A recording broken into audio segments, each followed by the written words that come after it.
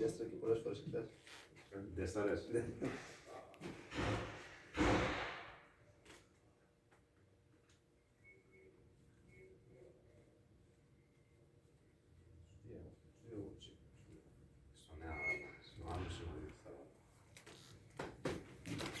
Συγχαρητήρια.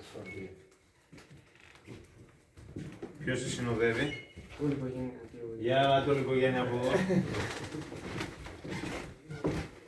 Ποιος είναι ο αρχηγός της οικογένειας? Η μαμά. Έλα εδώ μαμά. Θα πάρετε ένα το στεράκι. Εσείς θα το βάλετε. Θα βάλω εγώ το πρώτο.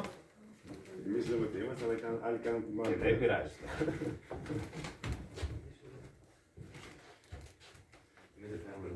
Ναι.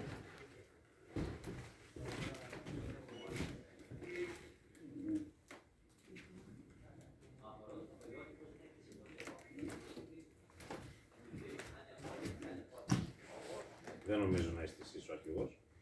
Α, εντάξει. Καλά διάλεξη. Έχεις δίκιο. Έτσι νομίζετε. Οπότε μπορώ να το δηλώσω, να συνειδητήσετε.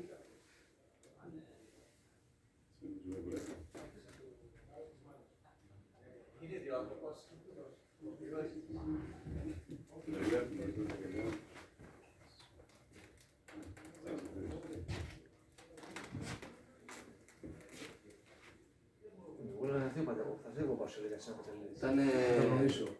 Ήταν επειδή μας πήραν χθες, ο πας μου είχε βγει η υπηρεσία του.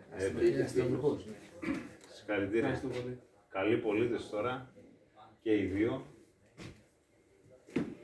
Και αυτές τις αρχές που πήρατε εδώ και από τη σχολή της ΕΑΠ θα τις εφαρμόσουμε και στη ζωή μας. Ο στρατός είναι μια μικρογραφία της κοινωνίας μας. Οι αρχές που παίρνουμε είναι οι πατροπαράδοτες, δεν αλλάζουν, όσο και να αλλάζουν τα χρόνια δυστυχώς. Έτσι πορευόμαστε. Συγχαρητήρια και πάλι. Συγχαρητήρια. Συγχαρητήρια για τον Γιώκα. Συγχαρητήρια.